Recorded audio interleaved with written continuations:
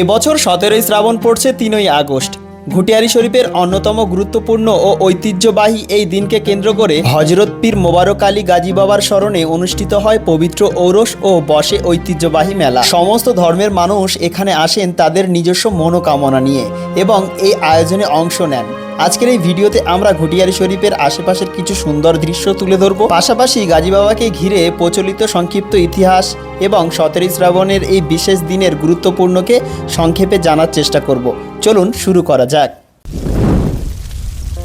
গত কিছুদিন ধরে আকাশের পরিস্থিতি খুব একটা ভালো না, প্রচণ্ড পরিমাণে বৃষ্টি হচ্ছে। তার মধ্য দিয়েই কিন্তু আমরা চলে এসেছি ক্যানিং থেকে ঘুটিয়ারি শরীফে। এখন আছি ঘুটিয়ারি শরীফ রেলওয়ে স্টেশন, আর এখান থেকেই কিন্তু আমাদের মাজারের দিকে যেতে হবে। তাই আমরা আছি এখন 2 নম্বর প্ল্যাটফর্ম। এবার আমরা যাবো 1 নম্বর প্ল্যাটফর্মের দিকে। 1 নম্বর প্ল্যাটফর্মে নামবেন, নামার পর এখান থেকে কিন্তু এই গলির ভিতরে দিয়ে রাস্তা আছে এবং সাইডে গেলে কিন্তু মেন রোড পাবেন।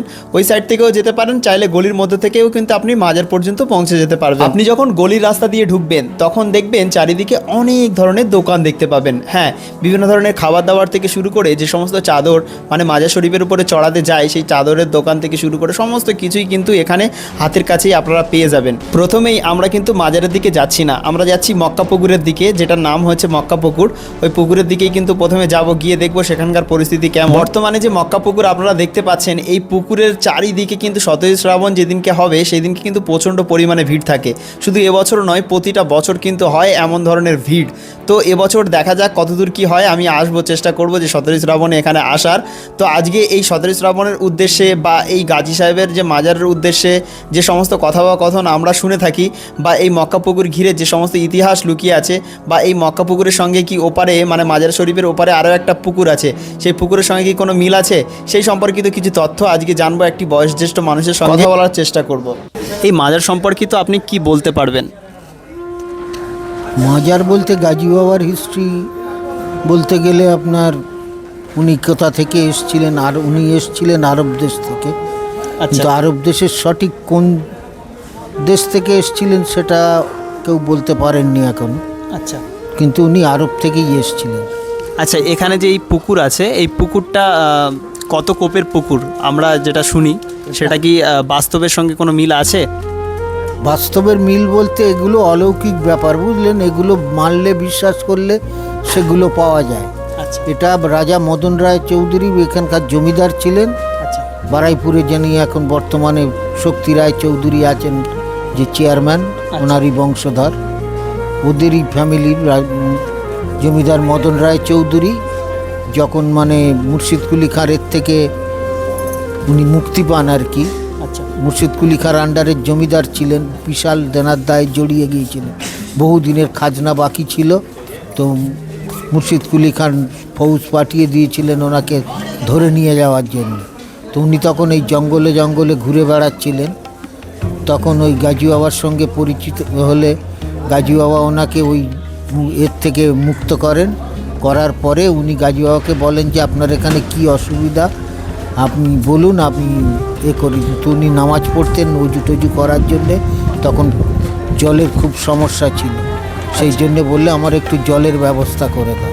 তখন এই পুকুরটাকে বলল, উনি লোক লস্করে এনেছেন পুকুর কাটাবেন বললে, বলছে না তোমার নিজে হাতে কাটতে হবে। আচ্ছা, তো উনি জমিদার লোক, তো কোনো দিন কোদাল ফোদাল চালাননি। আচ্ছা, কাটতে গিয়ে 2.5 কোপ মারার পরে 2 কোপ মেরে একবার সামান্য মেরেছেন। এই সময় ওনার কাঁচাটা খুলে যায়, ধুতির কাঁচাটা। আচ্ছা, তখন বাবা বুঝতে পেরে ওনাকে তুলে নেন, বলে ঠিক আছে চলে এসো, আচ্ছা, উঠে এসো, আর কাটতে হবে না। জানতে চাই যে এই দুটো পুকুর, এই দুপারে দুটো পুকুর আছে, তো এই দুটো পুকুরের সাথে কি কোনো কানেকশন আছে?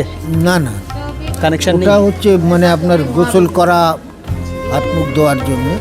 আর এটাতে কেউ জলে পা দিতে পারে না, মানে নামতে পারে না এই পুকুরে, কেউ নামতে দেওয়া হয় না। না, এটা বাবার অজু করা পুকুর। আচ্ছা, সেই জন্য এই পুকুরে চারিদিক থেকে বাঁধিয়ে দেওয়া হয়েছে, যেখানে কোনো এই পুকুরের জলটা শুধু খাওয়ার জন্য।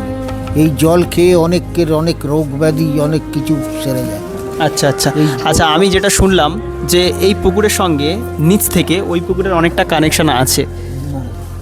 এই পুকুরের পানি বলতে এই পুকুরের জল ও পুকুরে যায়, মানে ভিতর থেকে একটা সুড়ঙ্গ করা আছে। আচ্ছা, আচ্ছা, আচ্ছা, তার পরবর্তীতে করা হয়েছে, তাই তো? হ্যাঁ, ওই পুকুর কাটানোর সময়ই করা হয়েছে। জলটা গিয়েও পুকুরে কিছু যখন ছেঁচা হয় তখন দেখা যায় জল যাচ্ছে আর কি। জল যাচ্ছে, তাই তো? এইভাবে কানেকশন, মানে এরকম একটা কানেকশন হয়ে আছে। পাশাপাশি পুকুর থাকলে যেটা হয় আর কি, আচ্ছা আচ্ছা আচ্ছা, এর নিচে থেকে সেই কানেকশনটা অটোমেটিক্যালি হয়ে গেছে। হয়ে গেছে। আচ্ছা আচ্ছা, বুঝলাম। আর একটা বিষয় জানার, যে এই যে 17ই শ্রাবণটা প্রতিটা বছর কিন্তু এই বৃষ্টি হয় অলৌকিকভাবে, বিশেষ করে আমাদের এই ঘুটিয়ারি শরীফ থেকে শুরু করে আমাদের এই ক্যানিং এরিয়া, দক্ষিণ চব্বিশ পরগনার মধ্যে বললে চলে প্রচণ্ড পরিমাণে নামকরণ, ঠিক আছে, এই জায়গাটার শুধুমাত্র এই 17ই শ্রাবণে বৃষ্টির কারণে। এই কারণ সম্পর্কিত আপনি কি বলতে পারবেন? কারণ এই 17ই শ্রাবণটাই হচ্ছে বৃষ্টির সঙ্গে ওনার সম্পর্ক। আচ্ছা, তখন চারিদিকে আষাঢ় মাস গেল, শ্রাবণ মাসের অর্ধেক হয়ে গেল, চারিদিকে জমি জমার পুকুর পুষ্করণীর জল সব শুকিয়ে গেল, কোনো বৃষ্টি নেই, নেই। তখন মানুষ এসে বাবাকে ধরলেন যে বাবা আপনি বৃষ্টির ব্যবস্থা করুন, না হলে আমরা তো মারা যাব। তখন উনি ওই বৃষ্টির জন্যেই মানে আল্লাহর কাছে দরবার করতে গিয়েছিলেন।